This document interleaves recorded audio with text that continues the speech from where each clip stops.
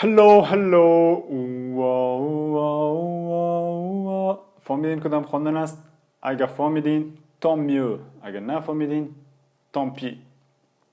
خوش آمدید به درس پنجم. درس پنجم درباره ضمیرهای اشاره است. ضمیرهای اشاره یعنی مثلا میگی اینی موتر، اینی خانه، اینی بچه، اینی دختر، اینی درخت، اینی این چه رقم گفته میشه در زبان فرانسوی. در فارسی فقط یکی داریم میگیم این، اینی خانه، اینی موتر، اینی کشور ولی در زبان فرانسوی چند رقم داریم.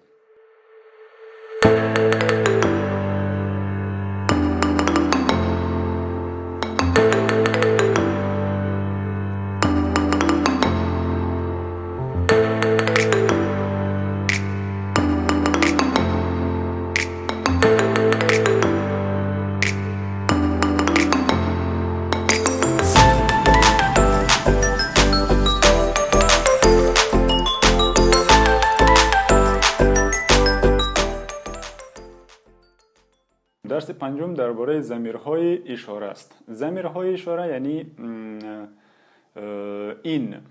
ضمیرهای اشاره میگم از خاطر که در فرانسوی چندین رقمی گفتن این داریم. اما رقم که میدونین در زبان فرانسوی تمام واژه ها یا فمینن یعنی مؤنث هستند یا مسکولن یا مذکر هستند. بنابراین برای فهمیدن ضمیر هر واژه باید بفهمی که واژه فمینن است یا مسکولن. برای تمام واژه های مذکر یا مسکولن از ضمیر اشاره سو استفاده میشه و برای واژه های مؤنث یا فمینن از ضمیر اشاره ست استفاده میشه. ست C-E 2T E. و برای جمع از یک ضمیر اشاره س استفاده میشه. C-E-S. برای جمع چی فمینن باشه چی مسکولن باشه فرقی نمیکنه، همهش میشه س یعنی اینها و س و ست معنیش میشه این. یک چیز دیگه درباره تمام واژه های مذکر یا مسکولنی که با وایل یا اش صامت شروع شده باشه ضمیر اشارهشان میشه ست، اما ستی که نوشته میشه C-E-T. بنابراین تمام کلمات مذکر مسکولن اگر با وایل یا اش شروع شده باشه ضمیرشان میشه ست و بغیر از او امو س استفاده میشه. در چند تا مثلا کلمه voiture یک کلمه فمینن است، خاطر میگیم la voiture بنابراین ضمیر اشارهشی میشه ست C-E-2T-E خاطر که کلمه فمینن است. ست voiture یعنی ای موتر. یا مثلا کلمه enfant یعنی بچه. enfant نوشته میشه E-N-F-A-N-T و یک کلمه مسکولن است و امروز هم که میبینین با او یعنی یک حرفی وایل شروع شده. بنابراین وقتی میگی اینی بچه نمیگی سو enfant، میگی ست enfant. ست نوشته میشه C-E-T ست enfant یعنی ای بچه. یا مثلا کلمه ستیلو یعنی یک قلم و یک کلمه مسکولن است. بنابراین ضمیر اشارهش میشه س ستیلو یعنی این قلم س ستیلو. و دیگه بنابراین برای اینکه بفهمی ضمیر اشاره یک کلمه سو است یا ست است یا البته ستی مسکولن یا ستی فمینن است باید تمام کلمه ها را بفهمی که فمینن است یا مسکولن. یکی از سختی های زبان فرانسوی هم اینمی است که باید تمام کلمات رو بفهمی که فمینین است یا مسکولین. یکی از سختی های زبان فرانسوی است و مزگی زبان فرانسوی هم بین میست. البته چیزایی که سخت در یک زبان به نوعی شیرینی زبان هم دوم دو چیز است. چند تا مثال رو با هم میبینیم برای بهتر فهمیدن از این ضمایر اشاره. مثلا وقتی که میگی در این جمله وقتی که میگی cet ordinateur est en panne، cet ordinateur est en panne، در این جمله مرخم که میبینید ordinateur یک کلمه مسکولین است، اما از خاطری که با او یک حرفی صدادار شروع شده ضمیر اشاره‌شی هست cet، cet. cet ordinateur یعنی ای کامپیوتر est en panne یعنی هست خراب. être en panne یعنی خراب است. cet ordinateur est en panne یعنی ای کامپیوتر خراب است. voilà. یک جمله دیگه je veux lire ce livre، je veux lire ce livre. در این جمله مرخم که میبینید livre یک کلمه مسکولین است، le livre. بنابراین از ضمیر اشاره‌ای ce استفاده شده. je veux lire ce livre یعنی ما میخوایم این کتاب بخوانم. je veux lire ما میخواهیم بخوانم ce livre اینی کتاب را. je veux lire ce livre. ce livre یعنی این کتاب. je veux lire ce livre. یک مثال دیگه cette idée est intéressante. cette idée est intéressante. ایده داخل از جمله ایده یک کلمه فمینین است. ایده اون ایده یعنی یک ایده. ایده کلمه فمینین است، بنابراین ضمیر اشاره‌شی هست cet، c e de t e. cette idée est intéressante. cette idée est intéressante. بنابراین نوشته شده cet c e de t e. یک جمله دیگه ces assiettes et ces verres sont propres. ces assiettes et ces verres sont propres یعنی ای قابا و ای گلاسا تمیز هستند. sont propres. sont propres یعنی تمیز هستند. در اینجا میبینید در این جمله assiette یعنی قاب و ver یعنی گلاس هر دویشان کلمه های جمع هستند، بنابراین ضمایر اشاره هایشان هم جمع است. ces ces assiettes et ces verres sont propres. وقتی که بخوای درباره یک زمانی نزدیک یا زمانی که در حال اجرا هست صحبت کنی هم امزی ضمایر اشاره استفاده میکنی. مثلا در جمله‌ای که میگی il fait frais ce matin. il fait frais ce matin یعنی امصبح هوا خنک است. il fait frais. il fait frais یعنی هوا خنک است. ce matin.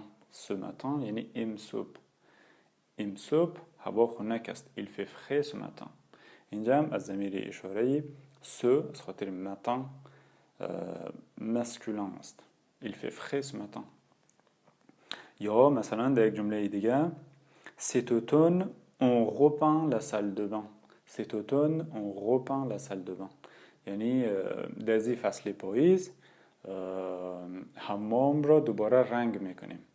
on repeint la salle de bain. repeint یعنی دوباره رنگ کردن. on repeint la salle de bain.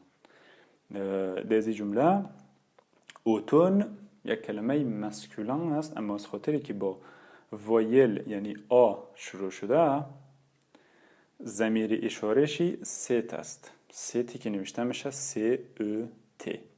cet automne on repeint la salle de bain. on repeint la salle de bain. یک جمله دیگه il a beaucoup de choses à faire cette semaine. il a beaucoup de choses à faire cette semaine. در این جمله همچنان semaine یک کلمه فمینین است. semaine یعنی هفته. la semaine بنابراین ضمیر اشاره‌شی شده cet. il a beaucoup de choses à faire cette semaine یعنی در این هفته اوی دختر کارهای زیادی برای انجام دادن داره. Il a beaucoup de choses à faire. یک جمله دیگه Mon enfant entre à l'école cette année.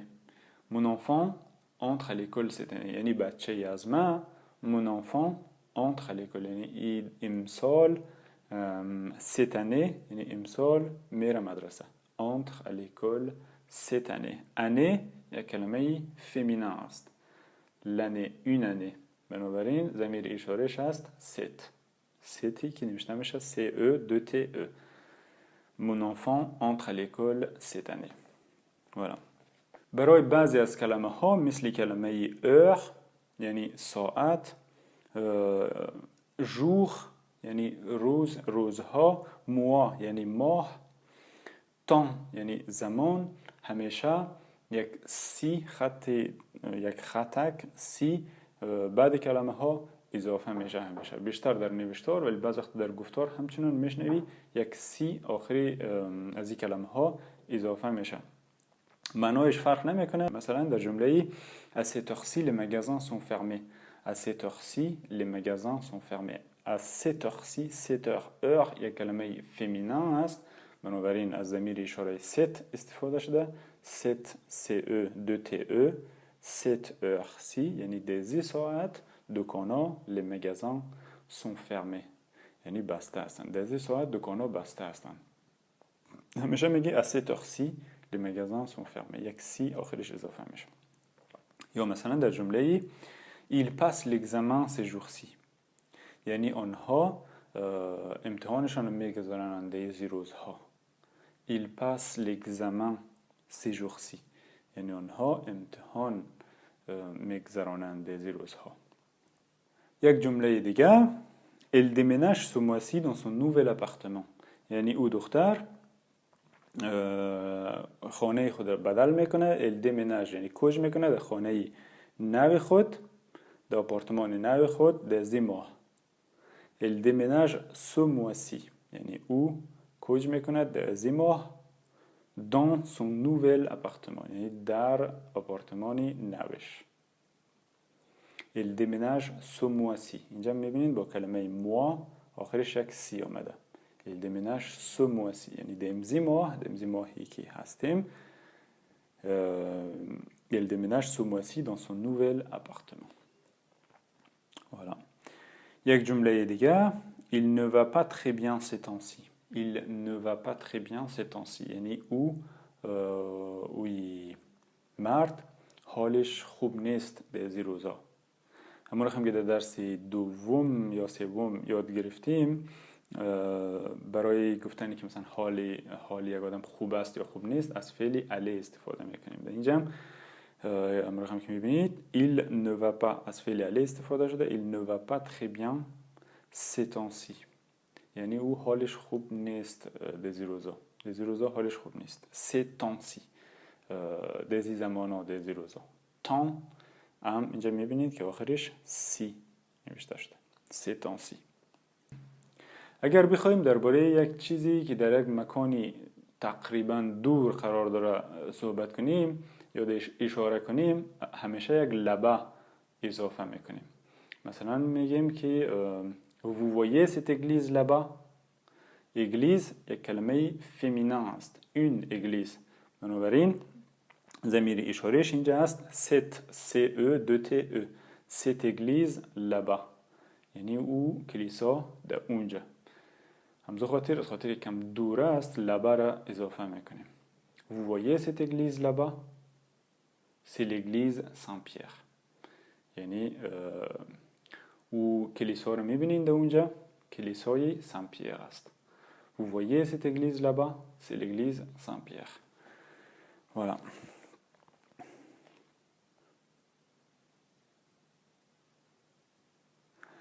و اگر بخوای اشاره داشته باشی در یک زمان دور همیشه یک لا اضافه میکنی.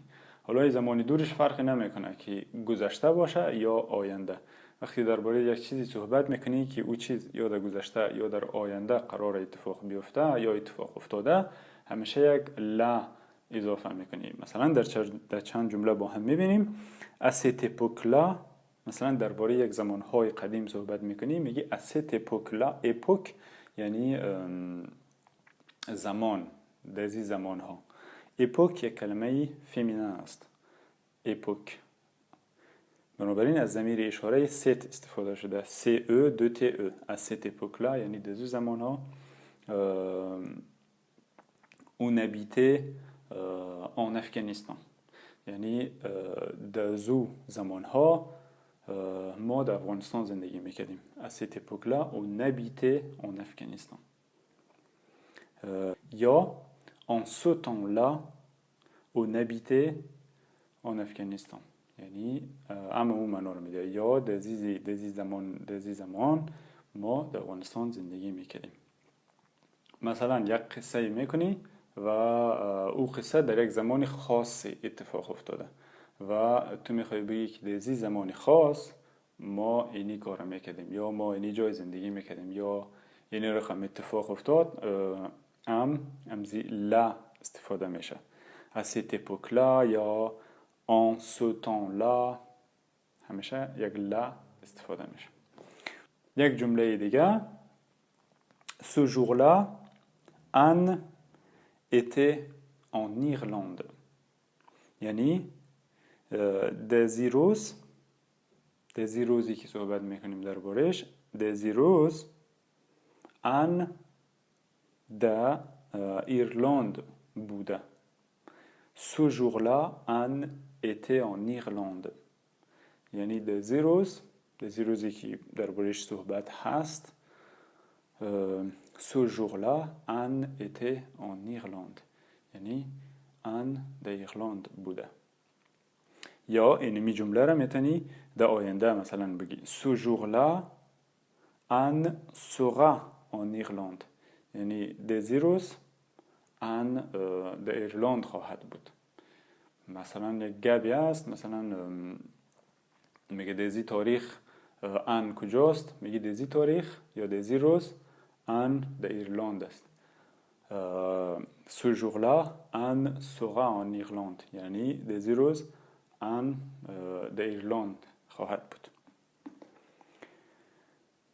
یک جمله دیگه ils sont arrivés cette année-là en Normandie ils sont arrivés cette année-là en Normandie نورماندی یک شهر فرانسه است در شمال فرانسه شمال غرب ils sont arrivés cette année-là en Normandie یعنی آنها رسیدند در سال در نورماندی cette année-là اینجا میبینید یک لا بعد انه اضافه شده ils sont arrivés cette année-là en Normandie یعنی در سالی که دربارش صحبت هست ils sont arrivés cette année-là en Normandie یعنی مثلا در زمانهای قدیم در تاریخ وقتی که میخوانیم که نیروهای آمریکایی میرسند در نورماندی برای آزاد کردن فرانسه از چنگ نازی ها اگر این قصه باشه بخواید از این قصه صحبت کنی میگی که ils sont arrivés cette année-là en Normandie cette année-là یعنی منظور